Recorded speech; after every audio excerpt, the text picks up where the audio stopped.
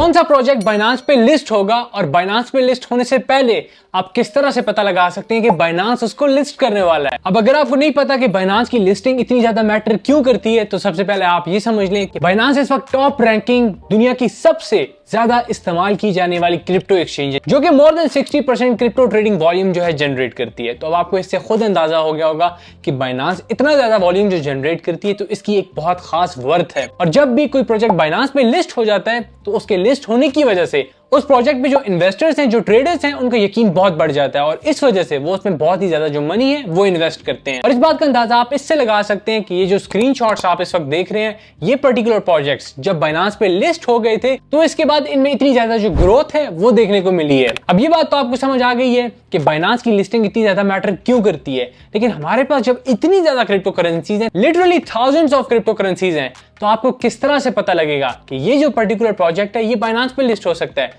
इसी क्वेश्चन का आंसर मैं आज की इस वीडियो में करूंगा और आपके जितने भी डाउट्स हैं वो सब क्लियर करूंगा। तो विदाउट एनी फर्दर ड्यू जाते हैं स्क्रीन पे और स्क्रीन पे जाके देखते हैं कि क्या क्या मैट्रिक्स हैं जो कि आपने अप्लाई करने हैं ताकि आप इस तरह के जो प्रोजेक्ट्स हैं उनको लिस्ट होने से पहले ही ढूंढ सकें। आपने सबसे पहले ड्रॉपस्टैप वेबसाइट पे आ जाना है और जब आप इसे ओपन करेंगे ये इंटरफेस आपके सामने खुल जाएगा। आपने क्या करना है कि आपने लेफ्ट साइड पे जो आपको टूल्स नजर आ रहे हैं, आपने इनमें से टॉप पे बाइनांस सून को क्लिक करना है।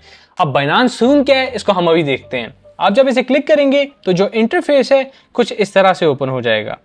अब यहाँ पे आप देखें आपके सामने जो इंपॉर्टेंट प्रोजेक्ट्स हैं वो आ चुके हैं और ये प्रोजेक्ट्स इंपॉर्टेंट क्यों हैं आप ये देखें जरा। हमारे पास राइट साइड पे इन्वेस्टर्स का सेक्शन है और ये जो पर्टिकुलर प्रोजेक्ट्स हैं इनमें बाइनांस की जो ऑफिशियल कैपिटल वेंचर है बाइनांस लैब्स वो इन्वेस्टेड है। अब बाइनांस और बाइनांस लैब्स में फर्क क्या है? तो जो बाइनांस है वो एक ब्रोकर है, एक एक्सचेंज है जो आपको सर्विसेज प्रोवाइड करती है बाइंग एंड सेलिंग की।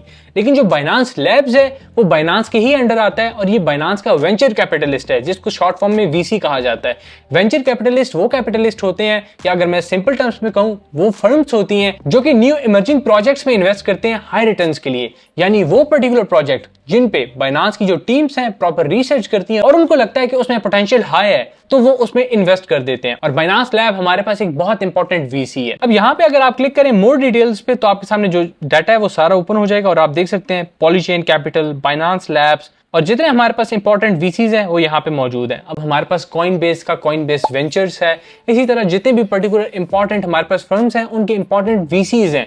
और यहाँ पे जो बाइनांस लैब्स है उस पर नजर रखना इसलिए इंपॉर्टेंट बन जाता है क्योंकि जो बाइनांस है वो उसी प्रोजेक्ट में इन्वेस्ट करेगा जिसमें पोटेंशियल है, और अगर बाइनांस उसमें इन्वेस्ट कर रहा है तो हाई पोटेंशियल है कि इन फ्यूचर वो प्रोजेक्ट बाइनांस पे भी लिस्ट हो सकता है। लेकिन ये इतना भी ज्यादा सिंपल नहीं है कि बस आपने यहाँ पे आके देखा, क्योंकि यहाँ पे अगर मैं थोड़ा सा स्क्रॉल डाउन करूं तो आपको प्रोजेक्ट्स ही प्रोजेक्ट्स नजर आ रहे होंगे और अभी तक बाइनांस ने इनमें से किसी भी प्रोजेक्ट को लिस्ट नहीं किया। तो क्या बाइनांस फौरन से इन प्रोजेक्ट को लिस्ट कर देगा? अब आप एक चीज समझें, जरूरी नहीं है कि बाइनांस जिस प्रोजेक्ट में इन्वेस्ट करे उसी प्रोजेक्ट को लिस्ट करे। बाइनांस काफी इस तरह के प्रोजेक्ट्स को भी लिस्ट कर देता है जिसमें उसकी खुद की इन्वेस्टमेंट नहीं होती है। तो ये आपको क्लियर हो जाना चाहिए। फर्दर ये कि कुछ प्रोजेक्ट्स हमारे पास डायरेक्टली लॉन्च पैड के थ्रू आते हैं। अब लॉन्च पैड क्या होता है, लॉन्च पूल क्या होता है, ये दो डिफरेंट कॉन्सेप्ट्स हैं। इन फ्यूचर में इस पे भी वीडियो ले आऊंगा, लेकिन फिलहाल आप ये समझे कि लॉन्च पैड के थ्रू जो बाइनांस प्रोजेक्ट्स लिस्ट करता है वो एक अलग क्राइटेरिया है। डायरेक्टली एक प्रोजेक्ट को बाइनांस लिस्ट कर देता है जो कि किसी डिसेंट्रलाइज्ड एक्सचेंज पे ट्रेड हो रहा था या किसी दूसरी पर्टिकुलर एक्सचेंज पे ट्रेड हो रहा था जिसमें बाइनांस लैब्स की खुद की इन्वेस्टमेंट नहीं थी,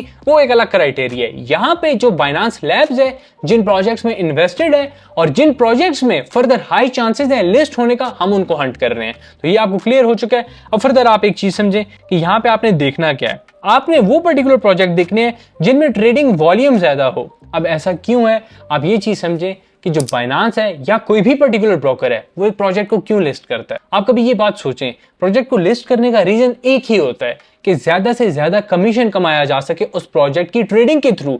यानी जब भी कोई पर्टिकुलर एक्सचेंज आपको एक प्रोजेक्ट प्रोवाइड करती है तो आप क्या करते हैं, आप बाइंग एंड सेलिंग करते हैं। आपकी बाइंग एंड सेलिंग की वजह से वॉल्यूम जनरेट होता है और बाइंग एंड सेलिंग की सर्विसेज प्रोवाइड करने के लिए जो एक्सचेंज है, जो ब्रोकर है, अपना कमीशन चार्ज करता है। और एक ऐसा प्रोजेक्ट जो कि बहुत ही ज्यादा वॉल्यूम जनरेट करवा रहा है, चाहे वो कोई मीम कॉइन ही क्यों ना हो, जैसे पेपे है हमारे पास, तो उसकी वजह से जो बाइनांस टीम है, जो बाइनांस है, वो चाहेगा कि उस प्रोजेक्ट को अपने पास लिस्ट कर दे। और लिस्ट करने की वजह से जब बाइनांस पे ही उस प्रोजेक्ट की ट्रेडिंग होगी तो ज्यादा से ज्यादा जो कमीशन है बाइनांस उसको जनरेट कर सकेगा। तो ये अब आपको बहुत अच्छे से समझ आ गया है कि क्या जो चीज है वो आपने देखनी है एक पर्टिकुलर प्रोजेक्ट में। आप सिंपली यहाँ पे देखें मार्केट कैप्स के हिसाब से कितना ज्यादा वॉल्यूम जनरेट हो रहा है। अभी अगर मैं नीचे आ जाऊं तो आप देखें यहाँ पे हमारे पास बहुत से प्रोजेक्ट्स हैं जिनका मार्केट कैप है $4.49 मिलियन और इनमें ट्रेडिंग वॉल्यूम 24 आवर्स में है $16,000। $16,000 कुछ भी नहीं है, लिटरली कुछ भी नहीं है। और इससे बाइनांस को क्या मिलेगा? फर्दर आप और भी देख सकते हैं, हमारे पास और भी प्रोजेक्ट्स हैं, यानी ये पर्टिकुलर प्रोजेक्ट है $3.36 मिलियन के हिसाब से 24 आवर में इसका वॉल्यूम जो है अच्छा है, इस पे आप नजर डाल सकते हैं। उसके अलावा हमारे पास और प्रोजेक्ट्स हैं, ये देखें 1.45 मिलियन वर्थ के साथ सिर्फ $49 से इसका ट्रेडिंग वॉल्यूम कुछ भी नहीं है। तो सिंपल ये आपको समझ आ गया है कि जितना उसका मार्केट कैप है उस हिसाब से उसके पास कुछ अच्छा खासा वॉल्यूम भी होना चाहिए, ना कि सिर्फ उसका मार्केट कैप बड़ा है। फर्दर ये कि जब आपको एक अच्छा प्रोजेक्ट नजर आ जाता है, लेट्स से आप इन प्रोजेक्ट्स में से देख लेते हैं और यहाँ पे ये प्रोजेक्ट आपको अच्छा नजर आ रहा है, मार्केट कैप है इसका $41.37 मिलियन और साथ ही इसका जो ट्रेडिंग वॉल्यूम है वो भी काफी ज्यादा अच्छा है, जो कि $11 मिलियन का है।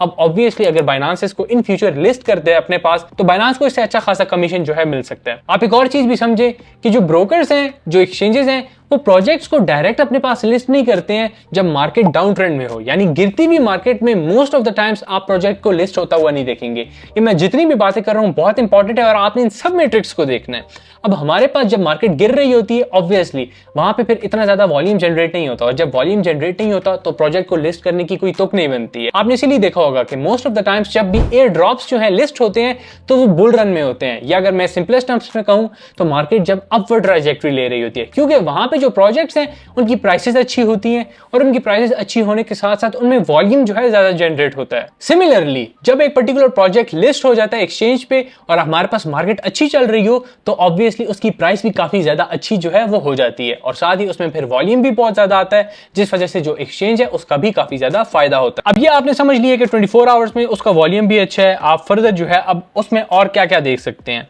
आप ये देख सकते हैं कि वो जो पर्टिकुलर प्रोजेक्ट है उसकी टोकेनोमिक्स क्या है। आपने सिंपली फिर उस प्रोजेक्ट पे क्लिक करना है, उसकी जितनी भी डिटेल्स हैं आपके सामने ओपन हो जाएंगी। आप देखें कि क्या वो किसी इंपॉर्टेंट नैरेटिव को कवर कर रहे हैं। अब जिस तरह ये आप देख सकते हैं हीरोज ऑफ माविया जो है ये गेमिंग सेक्टर को कवर कर रहे हैं। जाएं आप यहाँ पे इनकी जो वेबसाइट है उसको जाके एक्सप्लोर करें कि ये किस तरह की जो सर्विसेज हैं उनको प्रोवाइड कर रहे हैं। अगर ये देखें तो ये हमारे पास जो गेमिंग सर्विसेज हैं वो प्रोवाइड कर रहे हैं और उसी की बेस पे ये इनका एक टोकन है। अब आप एक चीज समझें कि जो भी प्रोजेक्ट है उसका आगे फिर एक जो है टोकन होता है। मिसाल के तौर पे अगर पबजी है और पबजी हमारे पास क्रिप्टो करेंसी में आ जाती है, तो पबजी खुद का एक टोकन लिस्ट करवा देगी, खुद को पबजी डिसेंट्रलाइज कर दे और अपना एक टोकन लिस्ट करवा दे पबजी के नाम से। वो टोकन जो है ट्रेड होगा और उस पर फिर वॉल्यूम जनरेट होगा। अब आप पूछें कि उस टोकन की वर्थ क्या है, उस टोकन की बैक पे पूरी एक ऑर्गेनाइजेशन है, एक टीम है, एक सेटअप है, एक गेम है।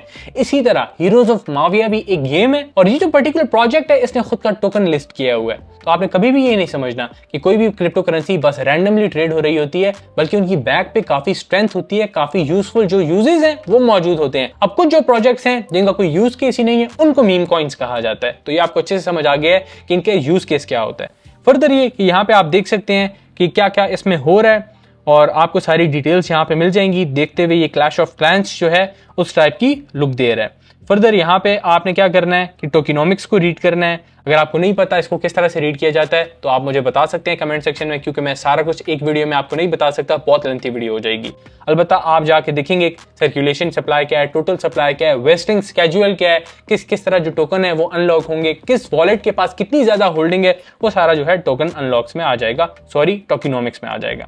फर्दर आप यहाँ पे देख सकते हैं कि ट्विटर पे फॉलोइंग किन किन की है, यानी कौन से इंपॉर्टेंट जो इन्फ्लुएंसर्स हैं वो ट्विटर पे इनको फॉलो कर रहे हैं, क्या इनकी ट्विटर जो फॉलोइंग है वो स्ट्रांग है या नहीं है, ये आप जो है इससे पता लगा सकते हैं। और ये पर्टिकुलर कुछ इंपॉर्टेंट जो फैक्टर्स हैं उनको आप देख सकते हैं, यानी उनका प्रोजेक्ट को यूज करना, उसकी टीम को जाके देख लेना। फर्दर ये कि आप व्हाइट पेपर पढ़ना चाहें तो वो भी पढ़ सकते हैं, प्रॉपर मैनर में टोकेनोमिक्स को रीड करना और देखना कि वो जो पर्टिकुलर प्रोजेक्ट है क्या वो किसी नैरेटिव में आ रहा है। ऑब्वियसली इतना ज्यादा वॉल्यूम ये तभी जनरेट कर पा रहा है कि ये गेमिंग नैरेटिव में आ रहा है, जो कि बहुत ही इंपॉर्टेंट है। तो अभी मैंने आपके साथ बैठे हुए ये देख लिया कि माविया प्रोजेक्ट काफी स्ट्रेंथ रखता है और इसमें काफी पोटेंशियल चांसेस हैं इन फ्यूचर बाइनांस पे लिस्ट होने के। अब आपने हरगिज ये नहीं समझना फौरन से जो है ये लिस्ट हो जाएगा, बल्कि आपने इस पे खुद की भी रिसर्च करनी है। लेकिन इन जनरल आपने प्रॉपरली किस मैनर में, किस तरह से एक पर्टिकुलर प्रोजेक्ट प्रोजेक्ट को बाइनांस लैब्स ने जिसमें इन्वेस्ट किया हुआ है उसको रिसर्च करना है, ये आपको अच्छे से समझ आ गया होगा। तो आज की वीडियो में बस इतना ही। उम्मीद आपको बहुत अच्छे से समझ आ गया होगा क्या क्या मैट्रिक्स हैं जो कि आपने देखने हैं एक पर्टिकुलर प्रोजेक्ट पे रिसर्च करने से पहले।